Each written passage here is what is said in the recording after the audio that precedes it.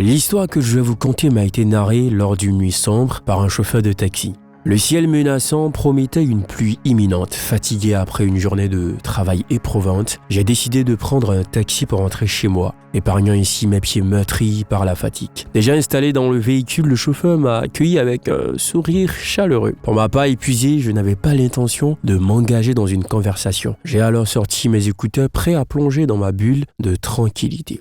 Soudain, à un feu rouge, une scène m'a interpellé. Une femme et sa fille traversaient la rue juste devant nous. Mon chauffeur m'a alors tapoté doucement la main comme pour attirer mon attention sur elle et m'a dit qu'il les connaissait. Il m'a ensuite proposé de partager leur histoire avec moi, chose que j'ai acceptée évidemment avec curiosité. La demeure d'équation en apparence paisible dissimulait un secret lourd à porter. Toé, le fils aîné de la famille, jeune homme téméraire et arrogant, avait succombé au charme d'Éléonore, la modeste servante de la maison. De leur amour, attention, fut conçu un enfant. L'annonce de la grossesse d'Éléonore fut comme un coup de tonnerre dans le ciel serein de la famille Kwasi. Nanan, le père autoritaire de Toé, aveuglé par la colère et le désir de préserver l'honneur familial, accusa la jeune femme de mensonge et la chassa de leur demeure. Pris de peur et de lâcheté, Toé à son tour nia son implication dans cette affaire, brisant ainsi le cœur d'Éléonore. Humiliée et rejetée, Éléonore s'enfuit dans la nuit, emportant avec elle sa douleur et son enfant à naître. Seule et démunie, elle trouva refuge dans son village natal, où elle donna naissance à Aurore, une petite fille aux yeux vifs et malicieuse, rappelant étrangement Toé.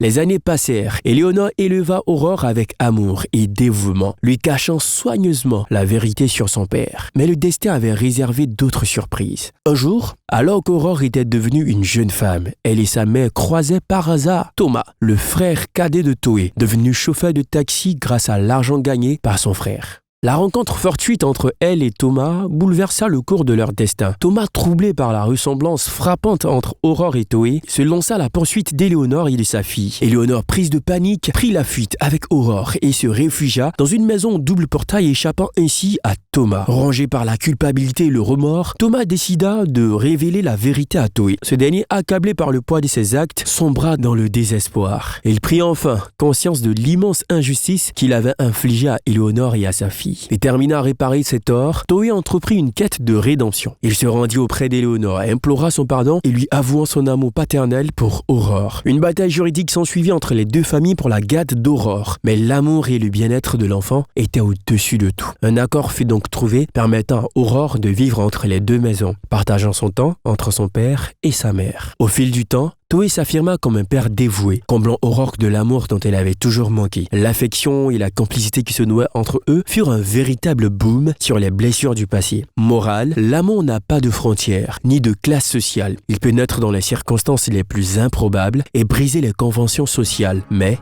il est fragile et doit être protégé. La peur et la lâcheté peuvent mener à des actes regrettables, mais le courage de reconnaître ses erreurs et de demander surtout pardon peut ouvrir la voie à la guérison, mieux au bonheur.